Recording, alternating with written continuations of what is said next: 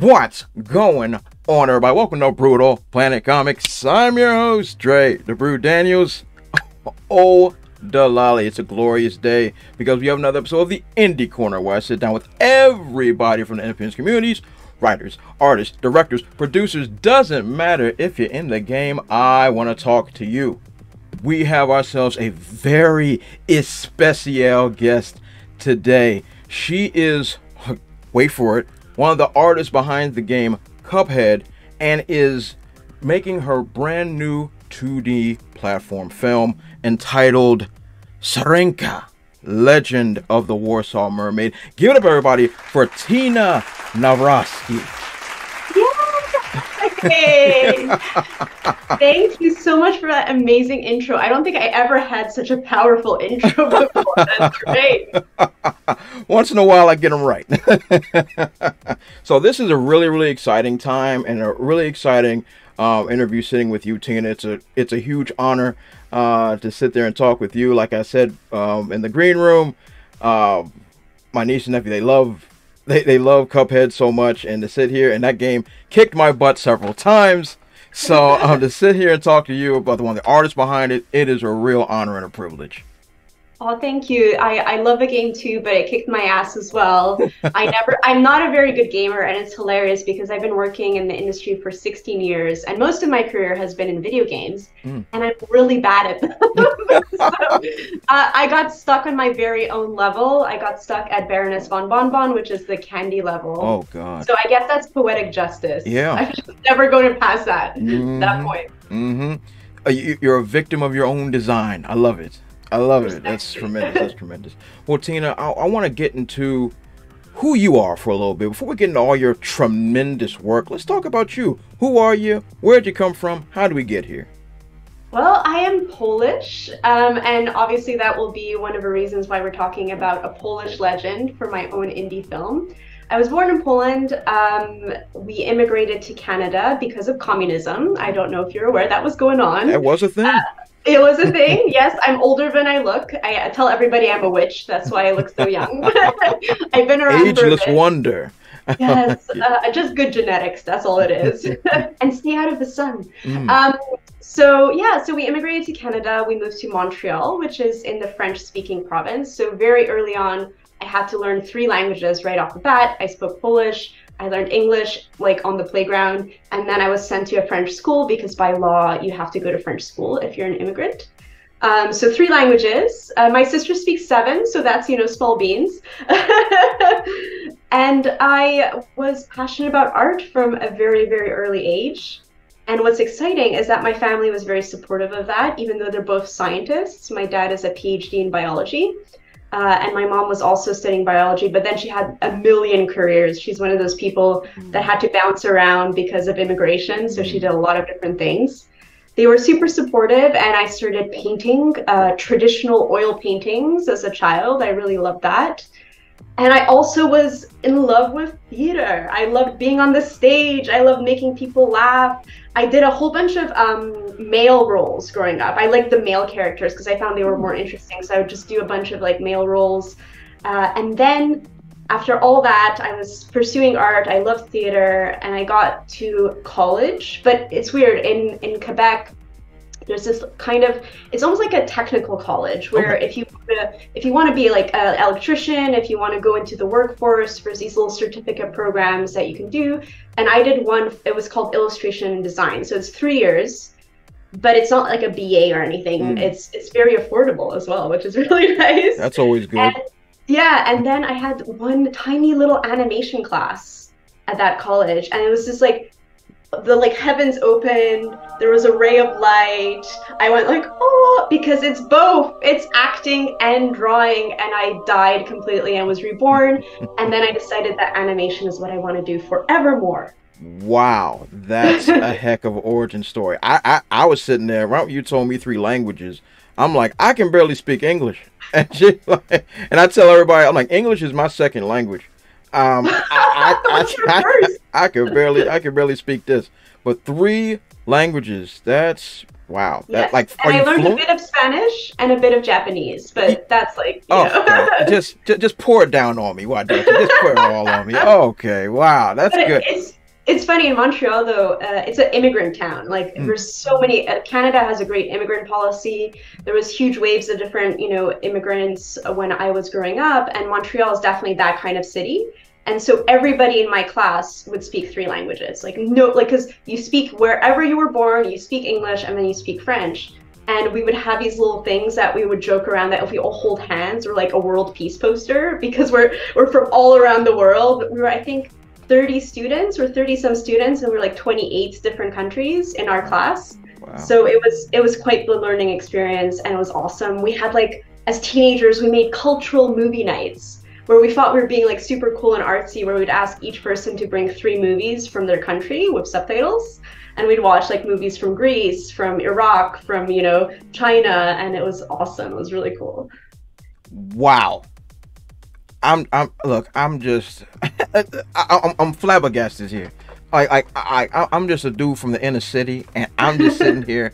I'm like, my goodness, all that life experience. That's cool. So you were raised in Poland. So when did you move over to Canada? At what age? So I was a lot younger. So my sister was older than I moved here when I was 3. Okay. So fairly young. Okay. But our parents, it's the immigrant story, were way below the poverty line growing up. But they would save all their coins in order to ship us back to Poland because they couldn't afford 4 tickets or even 3 tickets.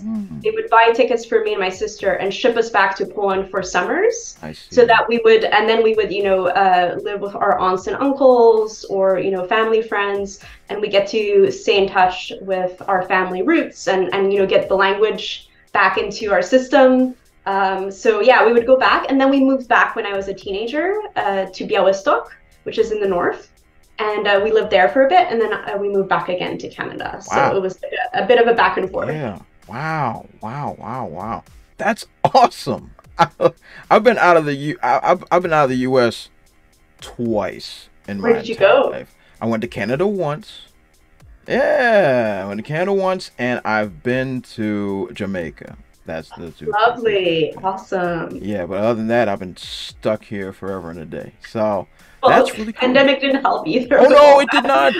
It did not do me any favors. No, not at all. But that's really cool, and I really appreciate you sharing that and your life experience. That's really, really dope. I like that. That's incredible. Okay. Oh, are you fluent in French, Polish, and Yes, so the 3 language that I said I'm fluent. okay. Spanish, I can like get by at a bare minimum where I'll communicate enough. I have tough times with like present and past tenses. Like I'm stuck kind of in the present, but I can get like, I'll be like tomorrow, and then I'll just say it in the present tense, and like, everybody gets what I'm talking about. Got And then Japanese, I started, but gave up at some point because I was just like, oh my God, this language is giving me a beating. I can't do it anymore. Wow. So, Look, anything that has symbols on it, I'm pretty much out. That's it pretty has much. and it has 3 alphabets. That's what's insane. Not 1, not 2, 3 alphabets. So I was like, okay, I'm tapping out. How about Tina? How about you just transfer your brain into mine, so I can just learn something? Just give me a something. Mind meld me. Just do something. Wow, that is really cool. That is I'll awesome. do my best. Yeah, that's really cool.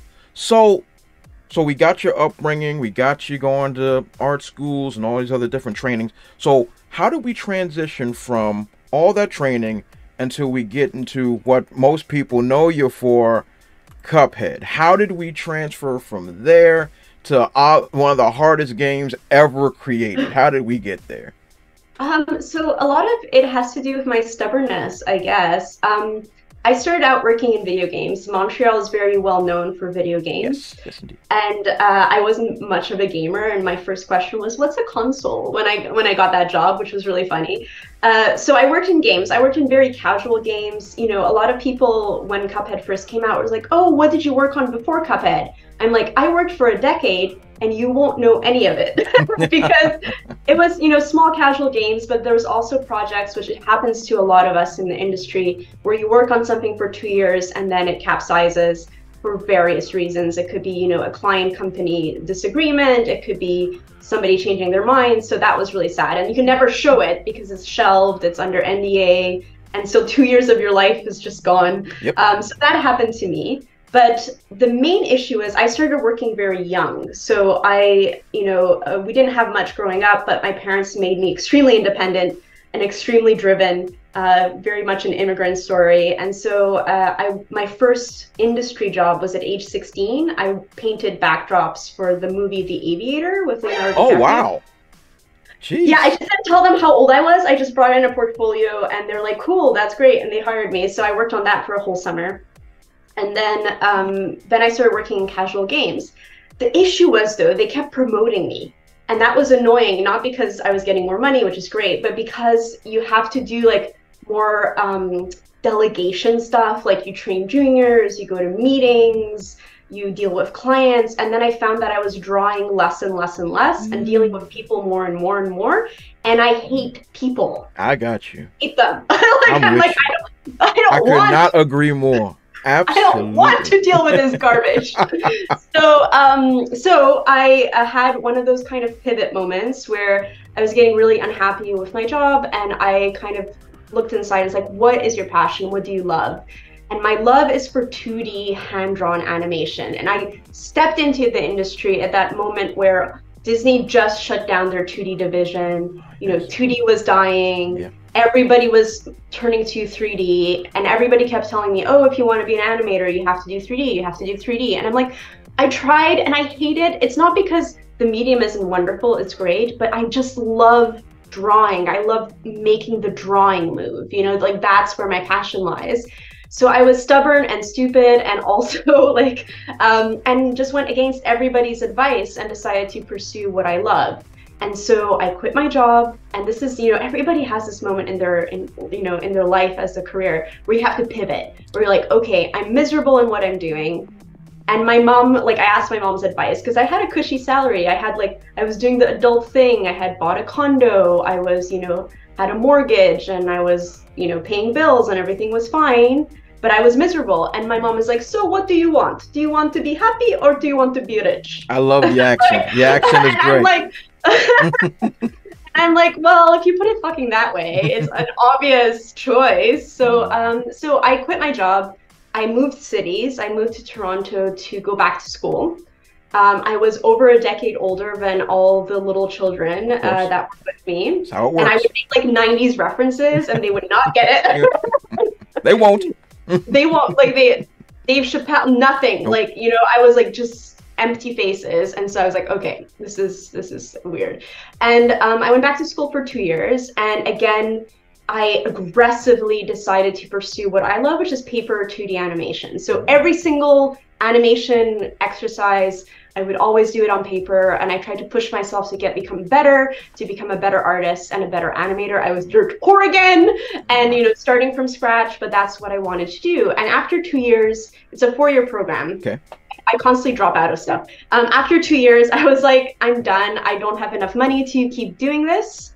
And also, you know, I feel like I'd done what I wanted to do, which is to get back into animation. And I started looking around for jobs. And while I was in school, I would post my little animations on this little blog because I was told, this is like I didn't even have Instagram or anything. I didn't know that this was a thing, that you should be putting your work online. So I made a blog, and Studio MDHR saw that blog somehow, and they reached out and they're like, hey, we see you love paper animation. We're doing a game all on paper. Would you like to do a test for us? And I was like, oh my God, yes, because I remember seeing the first trailer for Cuphead while I was still working in the video game industry. And I was like, yes, yes, yes, yes. And so I did a test for them, and they loved my work.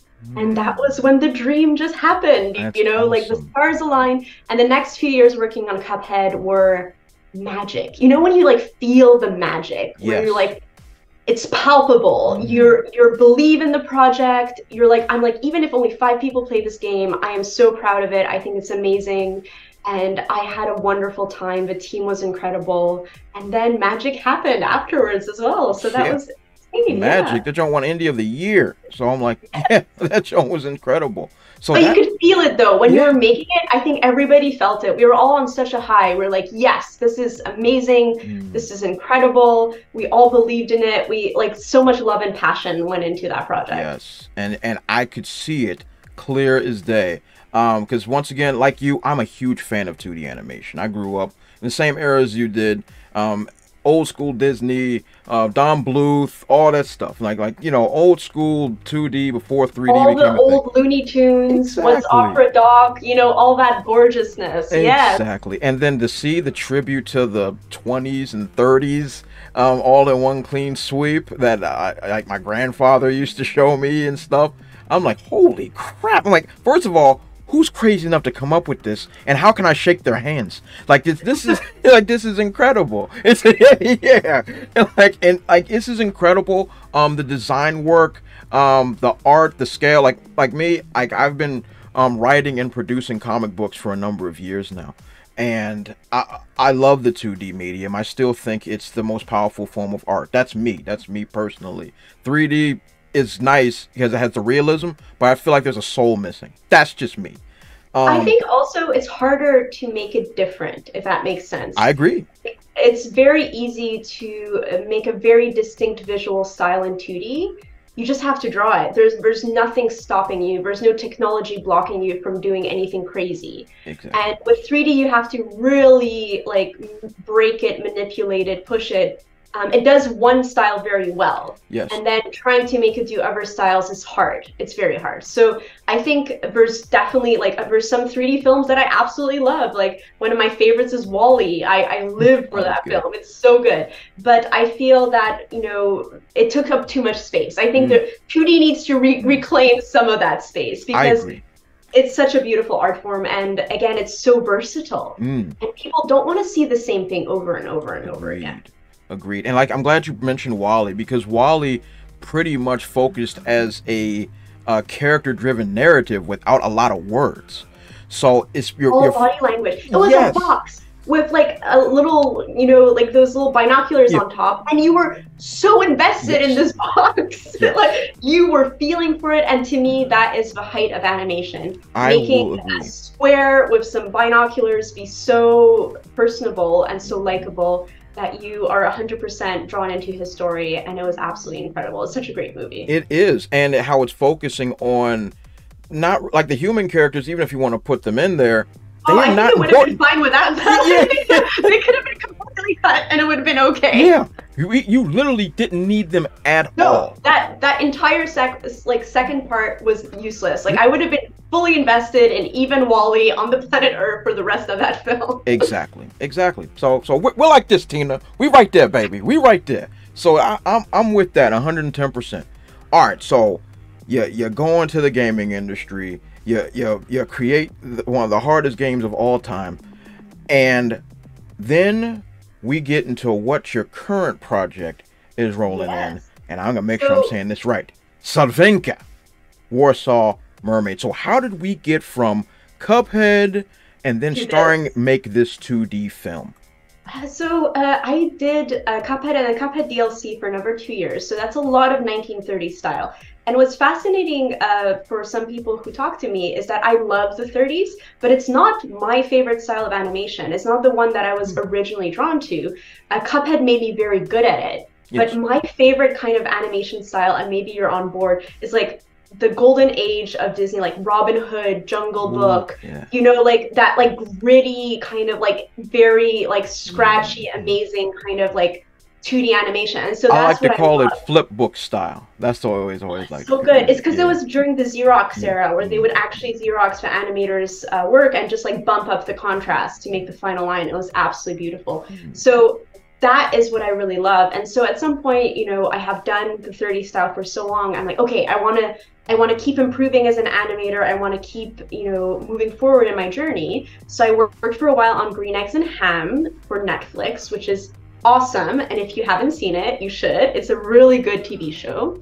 And it's beautiful 2D frame by frame animation for a TV show, which never happens. Usually it's puppet animation these days for 2D TV shows. So that was an incredible experience. I worked on that. Then I worked on Space Jam: A New Legacy. Really? Like, yes, because like we grew up on that. You know, it was such an intense like thing to be able to like tell my like child Tina that I worked on the new Space Jam. So that was really cool. Maybe I should ask the real question. What have you not worked on? Maybe that's the real question. My goodness. Okay. Yeah, so that was really fun. That was really great. I was there only towards the end of a production, so I got to do like all those little filler scenes that nobody else wanted to do, but I was still thrilled to be there.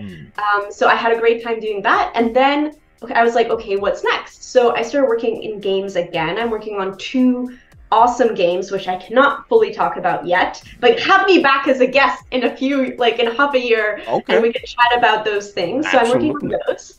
But then there's been a dream inside of me to make my own independent 2D animated short for about 10 years now. I've been thinking about it. And so this is where we get to the current project and the reason why I'm here. So it's a 7-minute short. It's going to be all beautifully hand-drawn on paper. And if you want, I'm going to bring out some of the drawings. Absolutely.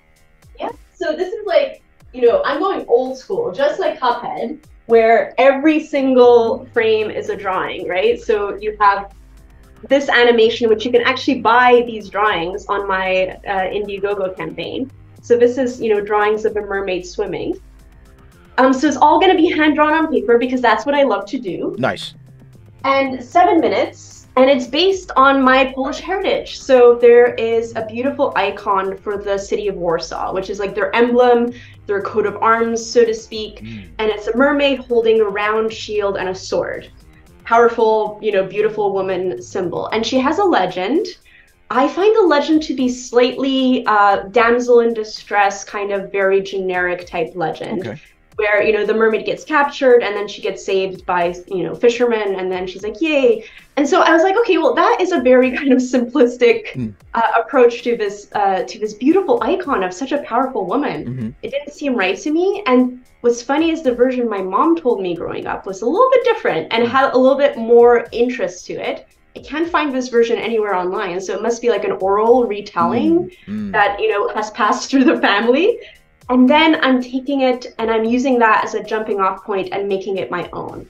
And making it my own is going to make it into a feminist story where the mermaid, who is a warrior, has a lot more agency, a lot more power, and it has an important message to it, because I don't know if you've noticed, but I feel going backwards. Like we're reverting to the Stone Ages in several areas of the world, where we've made so much progress when it comes to human rights and equality and, you know, women's rights. And then suddenly, like we're suddenly retracting all that, and women have to go to the streets and fight. Obviously in the States with the overturning of Roe versus Wade, but also in my country of Poland. There's a very conservative government who has been trying to strip away the very little already kind of bodily autonomy rights that the women have. So I see. It's an important message to me. I feel I want this, you know, warrior mermaids to be a symbol for that kind of fight, to show that there are problems that have been ongoing for generations, and we still have to fight them, and we have to stand up and join forces to make this a better world for us all. I guess. I see, and I can appreciate that sentiment. Me personally, I'm not that politically charged, me personally, but when I see someone that's trying to stand up for what they believe in, or they believe that's right, or something that they have that deep passion about, I have nothing but respect for that. When it's been put and art is activism in a way. Like there's, you know, so many artists throughout history would have subversive messages. And don't get me wrong, I'm the first one to want to just make stuff that's entertaining and happy and funny and just like lovable. But once in my life, I want to, you know, kind of do something that is not going to make a profit at all. Like this is never going to make me money. It's art for art's sake. It's a story that I'm really, you know, believe in. It's an art style that I believe in. It's a medium that I believe in. Excellent. And I'm hoping to get the help of all your listeners and anybody out there who wants to support me, because making animation is not cheap, y'all. It's not cheap. Believe that. Believe that. Not at all. And I am 100% a believer that artists need to get paid. especially now when AI is terrifying us all as artists and writers, and let's not get into that because that's another rant for another time. But I think we have to uphold each other. We have to support each other as human artists, and the art communities have to come together even more so now, and just like keep uplifting each other. Agreed. You know, keep supporting each other. I agree with that. I could not agree with that sentiment more. I believe the writing and art community, as always, we've been going hand in hand for thousands of years. So when one of us needs a lift, the other one is there to pick us up. So I'm with that 110%, and that all makes a lot of sense to me. And so that's pretty cool. And of course, me, I'm not familiar with this legend, but if you're taking something that, once again, is so personal and part of your, and in this case also part of your heritage, and paying a homage to it as a well, not spiritual successor, but as a retelling. Duh. Yes, a retelling, absolutely. English is hard. So and another thing that makes me super excited, and we were talking a little bit about how 2D is so flexible that you can really, you know, explore different art styles. So the inspiration for the art style of SYRENKA is based on a Polish art movement, which is not very well known globally. So in Poland, everybody knows about it. Okay. It's, I don't know if you know, like, you know, classical artists from like the Art Nouveau era, like Gustav Klimt with The Kiss. Gotcha. Or, yeah, or, you know, Alphonse Mucha with his beautiful posters of the women with all the gorgeous graphic hair. So that's the Art Nouveau movement. It was also the inspiration for like the elves in Lord of the Rings. Like Art Nouveau is what the elves are, you know, like their architecture for art. So it's, well, like those movements from Czech Republic, from Austria are known globally. But Poland had its own Art Nouveau movement in the early 1900s, and it is gorgeous. It has such evocative, gorgeous paintings. It has beautiful pastel work by the artists like Wyczółkowski, Mehofer, and Wyspiański, and they are all inspirations for this film. So not only am I trying to pay homage to a Polish legend, but also to a Polish art movement. Wow. Talk about putting it all in one melting pot, making that gumbo, baby. I like that. That's cool. That is awesome. So, Tina, that is such, this whole project is such a personal, beautiful homage, retelling of your history and all that wonderful things. I think that's such a beautiful, beautiful thing that you're doing. And also trying to make a message that you believe in. I definitely love to see that type of passion for putting forth. And I really like that. I really like that. So, where can folks support you at? On my Indiegogo campaign. I have a wonderful website, which hopefully will be in the description below. It's called SYRENKAFilm.com. It has links to all of our socials. So we have a Twitter, we have a Facebook, we have an Instagram. And if you can donate, and I know a lot of artists sometimes struggle with finances, so if you can donate to the campaign itself, sharing it everywhere is extremely important. But also, if you buy a cup of coffee one day at Starbucks or wherever you go, maybe think, I'll skip this cup of coffee and I'll give Tina that $10. I'll give Tina my Starbucks money. Yeah, give me that $10 to make this film. Because again, we were talking about this, animation is not cheap. And one of the differences between if I had made this film 10 years ago when I thought about it versus now is that I don't want to work alone. I want to be part of a team. I want to have their voices, you know, into that gumbo mix. Like, I want to have different experiences, different backgrounds, and my team is absolutely amazing. We're all on the website if you want to see their work. We have amazing concept artists like Anna Podedvorna, who worked on the Witcher games, and like incredible artist. She does the concept art. I have Isel Dang, who is doing my backgrounds. I also have a VFX animator, so for all the beautiful water and bubbles and whatever have you. And she's in Ukraine currently, so please support her, support Ukraine. So yeah, we're a little bit all around the world. My script writer is an amazing friend of mine that we grew up with, and she is an African-American actress who, well, I would say, I guess, Canadian, because although her father is from the States, her mother is British. Okay. So again, big melting pot, you know. And her name is Zarin Darnell Martin, and she wrote the script for me. She's also an actress, so you can check out her IMDb. And yeah, so we have this amazing team of people, and they all need to get paid. I am not telling anybody to work for free. I want people to get what they're worth. And so in order to do that, I need your support. I need your Starbucks coffee money. And that makes a whole lot of sense. And Tina, I want to thank you so much for coming on the show and sharing us your story, sharing this beautiful project that you're working on. No doubt you're going to get all the success in the world, and I hope that you get it all. And that's for sure. I hope so. And Tina, you stole my line from earlier. I usually say it's in the description section below, but I'll let you have it this time. I'll let you have it. But yes, all of Tina's links is going to be in the description section below of this video. Support her Indiegogo, support her sites, support her work. Look, she does great things. Just give her the Starbucks money. Just give her the Starbucks money.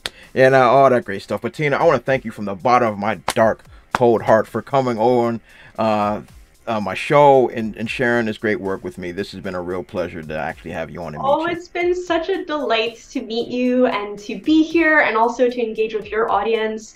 I wish you all the best, and then hopefully you'll have me again sometime to talk more animation, more video games, and all the things. Oh, my dear, anytime. You're always welcome here. You're always welcome here. So everybody, that there is Tina. As I said earlier, support all of her work will be in the description section below. And who am I? I'm Dre the Brute Daniels. Follow me on my dope social media platforms. I'll put them right under my face. They're not there yet, but they will be at TheBrute00 on Facebook, Twitter, Instagram, and if I feel like being silly, on TikTok. This has been the Indie Corner. You all have been awesome, and I'll catch you all next time. Also, if you want to support my channel, check out spinwiz.com or download the SpinWiz app and check out my comic series, Trouble. It was written with a lot of love, and it was definitely my favorite comic series to write. I've also written it in English and in Spanish, so whatever floats your boat, I got it for you. Thanks again, and check it out.